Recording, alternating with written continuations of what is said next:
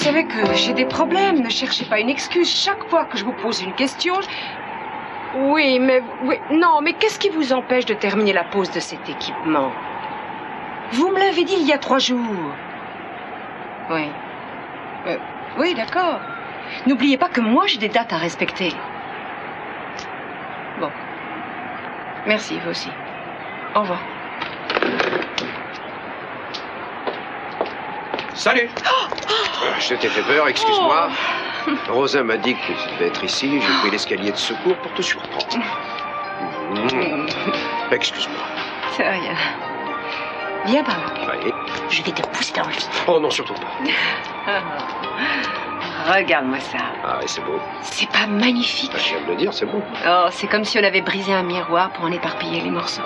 On aperçoit même le cap. Hein? Oui. C'est grand, l'océan. Hein? C'est très très grand, il n'y a pas... Oui, on sent tout petit et insignifiant, tu trouves pas? Je trouve. Tu te sens insignifiante. C'est pas normal.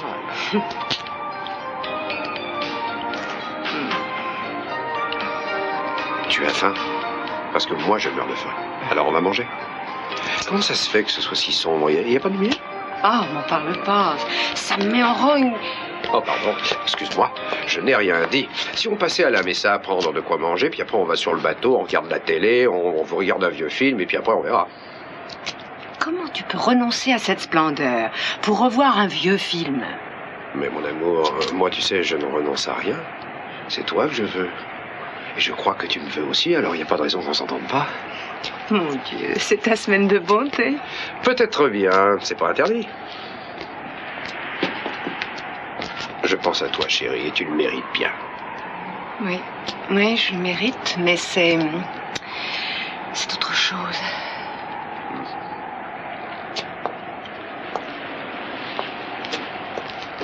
Ne discute pas avec moi. Mais si je discute. Réponds oui. Pourquoi? Le film. Ça compte pour toi? Bah, ça dépend du film. Je prie pour que rien ne puisse te séparer de moi. Rien au monde ne pourrait me séparer de toi. Même pas un poste important aux entreprises Capwell. Pourquoi tu me demandes ça?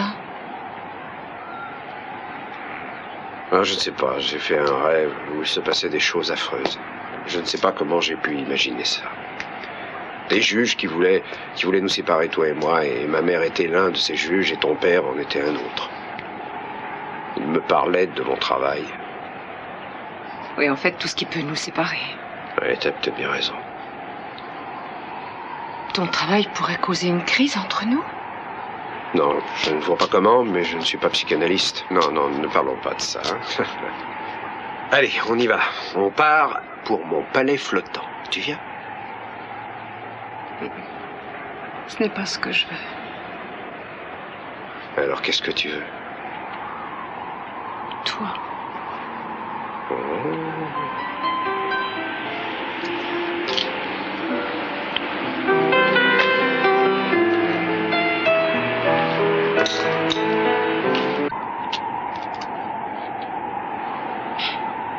Ouais. Mon but, ce n'est pas d'être bonne, c'est d'être super. Eh ben, rassure-toi, tu es bonne. Il faut que je réussisse. Et pas seulement à moitié. Mais tu sais bien que tu es la meilleure. Non. Eden Capwell doit encore faire ses preuves. Ouais, tu veux conquérir le monde, c'est bien ça, hein? Non. Je veux seulement être respectée. Comme femme d'affaires. Avec la tête sur les épaules. Ouais, la tête froide et le cœur chaud. Ça, c'est un privilège réservé à mon homme préféré. Ben, j'espère bien, dis-moi. Tu vois, quand on était tous plus jeunes, Ted, Mason et Channing avaient tous des avantages. Papa leur parlait de ses affaires. Et il les formait. Oui, alors? Alors moi, je n'étais pas dans les secrets de la famille. Je n'ai pas besoin de te dire que les filles ne sont pas prévues pour ça. On pourrait être traités à égalité. Ah, je discuterai pas là-dessus. Oui, en réalité, papa a toujours voulu me voir mariée avec des enfants. C'était son ambition pour sa fille aimée. Après mon séjour en Europe, quand je suis revenue ici, j'ai enfin compris ça.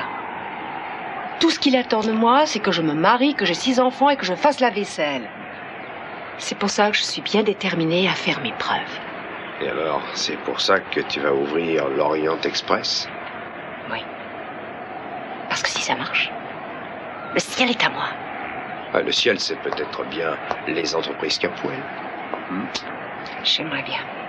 J'en sais rien, je pense que ton père sera plutôt difficile à convaincre. Si cette affaire rapporte des bénéfices, ça changera son optique. Oui, mais alors il voudra que tu te mettes à penser et que tu te comportes comme une vraie Capwell. Je dois pouvoir y arriver. Oui, je sais, mais les vrais Capwell ne vivent pas conjugalement sur un bateau sans même être mariés. Tu crois pas? Bien, le jour où ça se produira, je m'arrangerai. Ça s'est déjà produit, ne l'oublie pas. Tu as peur que je puisse te sacrifier un jour à mon ambition? C'est facile de transformer une Capwell en une Castillo, mais pas de transformer un Castillo en un Capwell. Ça n'a rien à voir avec le nom de Capwell. Tu sais combien de filles de la haute société locale vivent maritalement sur un bateau avec un simple flic? J'en sais rien combien. J'en sais rien non plus, mais si le cas se présentait, je crois qu'il y aurait beaucoup de conflits entre la loi et les affaires. Quelles sont tes intentions? Surveiller où je me gare? Me coller des contraventions? Ou tu vas chercher autre chose? Tu ne parles pas du fait que je t'assommerais en te parlant de la police de Santa Barbara, alors que toi tu reviendrais d'une conférence mondiale sur le pétrole à Genève ou en Arabie Saoudite ou dans un autre coin du monde. Il est probable que tu te débarrasseras de moi aussitôt que possible. Pas question. Ah. Rien ne pourra jamais nous séparer. Tu es ce qu'il y a de plus important dans ma vie. Oui. Et si tu deviens un jour le chef des entreprises Capwell, chérie, sérieusement, si grâce à tes grandes qualités, tes rêves deviennent réalité, est-ce que tu voudras encore de moi? Plus que jamais.